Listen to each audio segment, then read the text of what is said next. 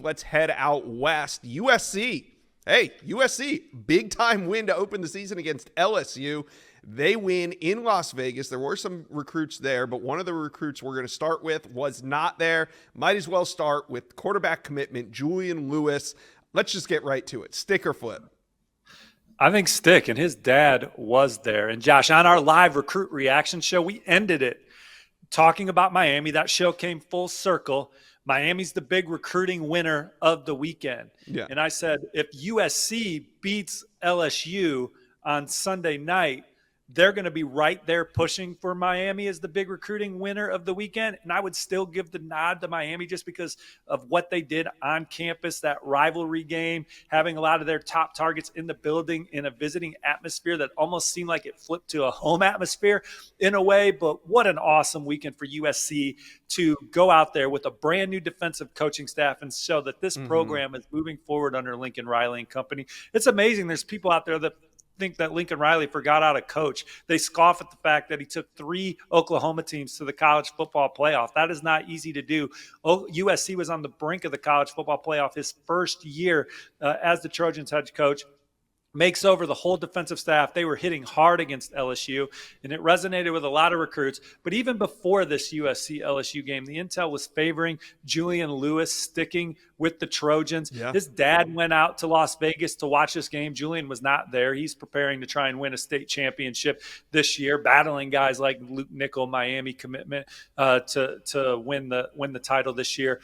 But I like where USC stands there. I think a lot of folks around the USC program that I talked to think that Julian Lewis sticks. Now, Indiana, they're still battling. He's got great relationships with the Indiana staff, particularly Tino Sunseri. Indiana's trying to get him to the Maryland game or the Michigan game. We'll see if he visits. But right now, I like where USC stands to hold on to Julian Lewis. And for him to see Miller Moss just step in there, right? Oftentimes people are like, well, it's easy to coach quarterbacks when you got the best quarterbacks in the country, and you point towards Baker Mayfield, who was a walk-on and not the best quarterback in the country when Lincoln Riley started coaching him, by the way, and then Kyler Murray, and then Caleb Williams.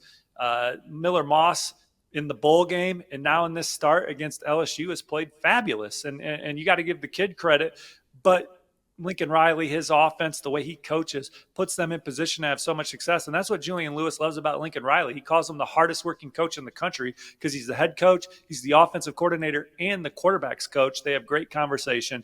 He's always been Lincoln Riley's guy, so there's that trust. He was number 1 on USC's board, which spanned 2 cycles, 2026 and 2025. He feels the love. USC's loving him. I think it's going well. Indiana trying to change that narrative. Colorado trying to change that narrative, but still so far so good for USC. Yeah, it seems like it. And that was a great display for USC to sell to recruits because they played really tough defense. And then in the end, it was Lincoln Riley's offense, Lincoln Riley's quarterback that won the game. So kind of it checked all the boxes of what USC is trying to sell this 2025 recruiting cycle.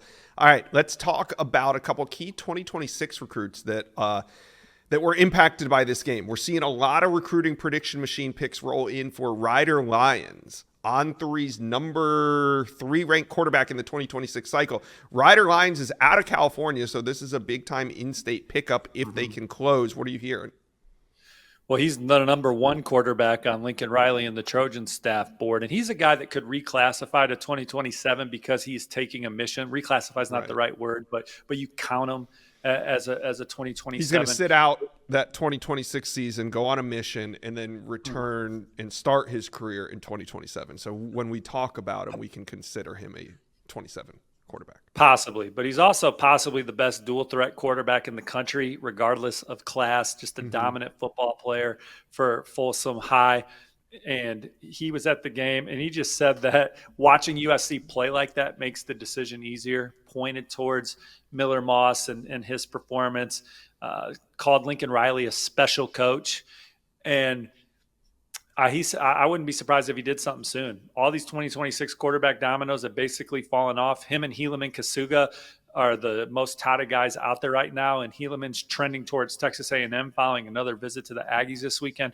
But Ryder Lyons, I love where USC stands for him right now. I joined colleague Chad Simmons of putting in an On3 RPM after talking to him and his mom. They had a fantastic time inside Allegiant Stadium in Las Vegas watching USC knock off LSU. On Three's number one 2026 prospect, defensive lineman Jahkeem Stewart, came out yesterday. Now, we're going to talk about USC and where it all stands, but I want to get your opinion. Jahkeem Stewart came out yesterday and said he's going to make two big announcements this week. What will they be? If you're asking me to predict those announcements, I mean, I'd hate to. He's got something he's trying to do. I wouldn't be surprised if one had to do with some top schools, maybe, and then. He's also been working towards trying to reclassify, so we'll see if he's getting that done. Yeah, but my best guess, I'll guess. You don't want to say it, I'll say it. I think I just answered the question. I think he's going to reclassify. I think he's looking to make two announcements. One of them is going to be reclassify, and I think the other, I don't know if it'll be a top list, but I think we'll be able to decipher it. I think he's going to come out and say, I'm reclassifying, and this fall I'm going to visit these 4 schools, and obviously those 4 schools are going to be what we can consider as top schools. So he's trying to work in visits. He's got a lot of Saturday games himself. That's going to prevent him from taking some visits to some games that he really wanted to go see. Oregon, Ohio State being one of those. I believe he plays on that Saturday, if I'm remembering correctly. One thing we know for sure is that USC is one of his favorites. He loves Ohio State. Oregon's up there, and LSU's in the middle of that recruitment as well. And for USC, they're not going to look like the 85 Bears this year, but recruits want to see improvement with all the investment of the new defensive staff. And I think we saw that against LSU. For the first time in a while, we saw USC hitting hard, playing physical, the goal line stand to start the game, just the way that they were tackling LSU out in space and around the line of scrimmage. We haven't seen that from USC in a long time. Coach Henderson, Coach Deontin Lynn, Coach Entz, Coach Belk, just a fantastic defensive staff, really one of the best defensive staffs on paper that you can put together. They're taking over a program and a culture and a defense that has not been physical for a while. And in game one, under this new staff, they came out and played fabulous, played with a lot of spirit. And I think that's what we're going to see from USC all year. Now they got to go get the players. If you look at this USC class, it's top heavy on defense. If you look at what they're doing in 2026, it's prioritized on defense as well. Now they got to get a quarterback. They did not land a quarterback in 2024. So that makes Julian Lewis even more important in 2025. But the performance they had shows people like Jahkeem Stewart, hey, what these guys have been telling me all offseason is not just a hope. He saw it, game one against his home state team. They were tougher. They got it done. They out-executed. They played with more poise than LSU. That also helped them win the ball game. And so Jahkeem Stewart enjoyed it. Coach Henderson's from New Orleans, so that certainly helps in the recruitment of Jahkeem Stewart. I think we've seen USC lead at times. I think we've seen Ohio State lead at times. USC's right there for On3's number one ranked prospect in 2026. So who do you think leads unofficially right now? Because if he reclassifies this week, that's kind of the official start to this really consolidated, sped up recruitment. So who do you have leading unofficially right now? Well, before the season, I would have told you Ohio State had the edge. And so we're only through 1 week, man. I mean, I don't know. Ohio State was certainly the program that I think his visits there, being around that coaching staff, talking to that coaching staff regularly, Larry Johnson being a legend, and all the people he talks to at Ohio State, I would give them the inch. But that doesn't mean that I would give them the win. I mean, we know LSU is going to pour a lot into that. And then USC now, well, dude, you just saw the Trojans do what they said they were going to do, so that's got to mean something. And then Oregon, he's really excited about Oregon too. And we know Oregon can throw haymakers with the best of them in these blue chip recruiting battles. But Ohio State coming into the season, I would have gave them the inch. And it's going to be exciting to follow his recruitment moving forward, because those are 4 programs that seem to be on the rise in their own little space now, right? Yeah. And like I said, this recruitment's about to get started. I think I would go unofficially, before we get it really going here, I would go LSU number 1. I just think you're predicting the end. You're predicting, I'm predicting the end. I gave you the current. You're predicting the end. I'm predicting. I gave you the current. Okay. Currently, I would go USC, LSU, Ohio State, and Oregon. In the end, I think it's going to be LSU, USC number 2, Ohio State number 3, and Oregon number 4. I don't hate any of that, although I would move USC over LSU also in your in the thing. end. And then No, like right now, Oh, currently. right now. Right. Like I think LSU has work to do in the recruitment of Jahkeem Stewart. I mean, get him on Doesn't mean campus. they won't get All of it a sudden. done because doesn't mean they won't get it done, but they have work to do in my opinion. They're in the top 4, so it's not like they're in a terrible spot. And Oh no, the and unofficial top these 4, are just my our perception- unofficial Wilt Fong whip around rankings pre reclassification. Exactly right. And he likes Oregon, but that's probably the program that we've talked the least amount with him. But he's had some great visits out there. So we'll see. But Ohio State and USC have done a fabulous job recruiting Jahkeem Stewart. He loves the people there. And when he those reclassifies, though, it's more about catching lightning in a bottle because this recruitment's going to go real fast. So I know he's had some great Oregon visits, but if they don't, and I think they will, they'll get him in for a game. But they're going to have to do it all over again. He could announce some good NIL deals or whatever this week too. It's a new era, and he's out there working for it all. All right, you guys, let us know. Comment section below. We're just guessing. What's Jahkeem Stewart going to announce? Maybe it's just a commitment, Steve. We have no idea. So you guys, let us know. What do you think the number 1 player in the 2026 class is going to announce? Maybe this week. Let us know.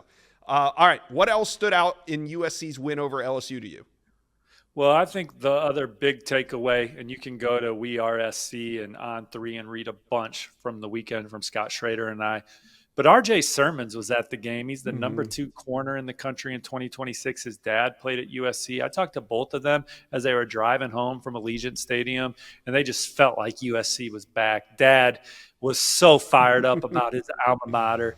And I think like him being a former player, he wants what's best for his son, and he wants his alma mater to be able to be a program he can point to and say, they have all the resources to turn you into the player and person I want you to be. And I don't know if he could have like said that with 100% fact before going out and seeing them play well. Like, again, USC's defensive staff on paper, outstanding, as good a defensive staff as anyone has in America, but they got to do it again at a new job. That's how the world works, right? So they're now in a new polo shirt.